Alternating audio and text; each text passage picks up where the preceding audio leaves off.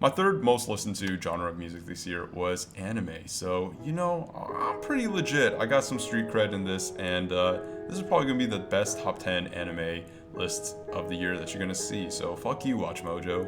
There's definitely a lot of anime that come out every year, and 2021 seemed like a really strong year. And unfortunately, there's a few shows, which I'll put on screen here, most notably 86, To Your Eternity, Odd Taxi, Blue Period, are just shows I didn't really get to watch, unfortunately, or only watched a couple episodes of and didn't get a chance to finish. But right before we get into the top 10, two honorable mentions. Tokyo Revengers, which I sat the whole way through, and I think this show genuinely is really interesting when it's a mystery, but it slowly becomes more and more of a generic action shonen and kind of forgets the whole fun mystery premise of the show and kind of loses it for me. And then Star Wars Visions, which is just like a really interesting project with honestly kind of mixed quality, but it's a super fun mashup that I never thought we'd get like official version of. Just anime Star Wars just seems so different. I know this is like a tease to kind of test the waters of, do people like this? Do we want more? And I think we will be getting more, hopefully in a more organized and less episodical format. So in 10th place, we get Demon Slayer Season 2 / the Demon Slayer Mugen Train movie. Kind of giving a hot take on this, I was a little disappointed in the movie, and the show fixed a few things for me. I think overall, this arc is an interesting one, but unfortunately there is a few things that kind of pull it down so it's not higher up on this list. I think the ending for this is very jarring in comparison to what came before, because you kind of introduce a villain last second, and we don't get enough time with Rengoku to really appreciate him.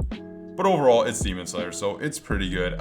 For me personally, I think it wasn't as amazing as season 1, but hopefully the entertainment arc is amazing.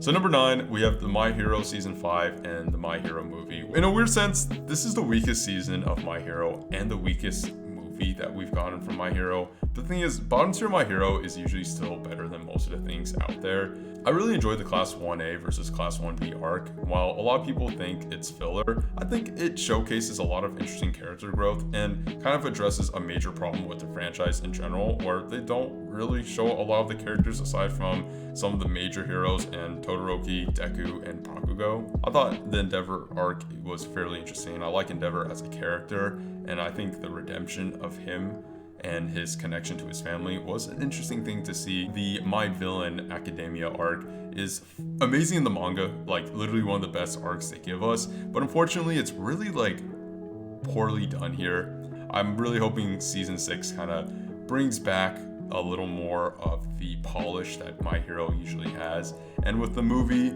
it was just a fun premise for a movie that just didn't really go anywhere.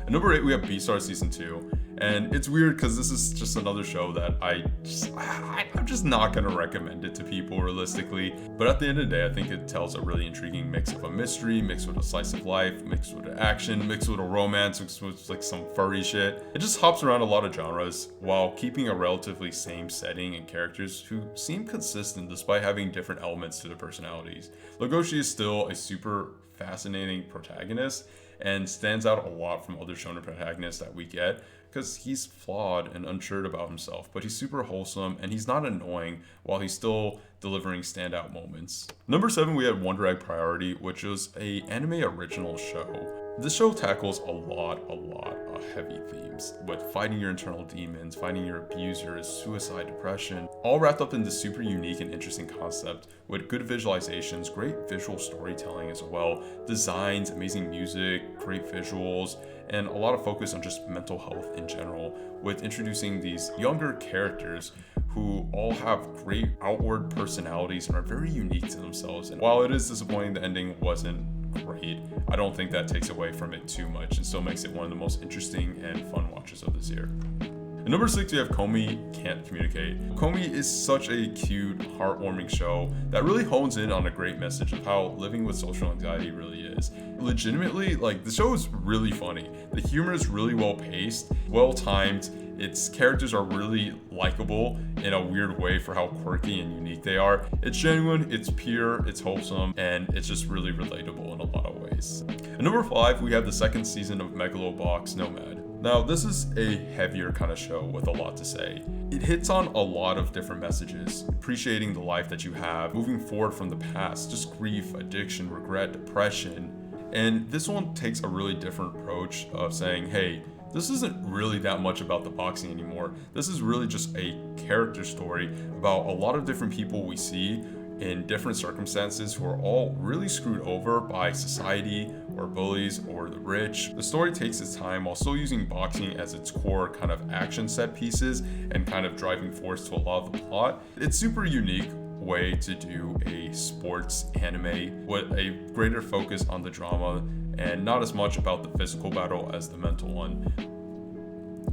Number 4, we have JoJo Stone Ocean. Now, I held off on reading the manga, and I'm kind of glad I did, because while we only got, I think, basically a third of what Stone Ocean is going to be, it's already just really good. Because JoJo is just pure entertainment, and it's obviously from its personality, its eccentricness, and it just makes it feel so unique in a world and power set that's so fucking like bizarre, and it all still feels really fresh. Jolene is an amazing protagonist and probably my third favorite JoJo after Josuke and Joseph. And like I said, despite being just a third of the show, it's already really more compelling and entertaining than most shows. I'm really engaged in the story and what's gonna happen. And the show is structured in a way where it's really just a couple episodes for big major fights to happen. And while the fights maybe not on par with part 5, I'm still kind of gripped to the screen and excited to see how they're resolved. The pacing is immaculate. Like I said, even though some fights might take a few episodes, it's super exciting and there's a lot of character growth and development and introduction within those fights. The visuals somehow always impress me with its stylistic art and its eye-popping colors.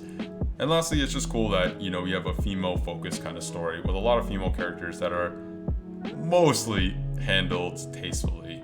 At number 3, we have SK8 the Infinity, which is just a completely original anime. Cosplayed it with my girlfriend, so obviously I adored this show. It's just a very, very feel-good, exciting show with really likable, great characters. It's a sports anime that takes skateboarding, which is something I haven't seen as much. It has a unique setting of taking place in Osaka, so instead of being in Tokyo as everything else is, you know, you kind of see more of a beach town. You get a unique over-the-top villain, and you get a really interesting dynamics of how skateboarding works. Overall, it has a good message of you don't always have to be the best, and the importance of just helping your friends and hyping them up and always being there for them.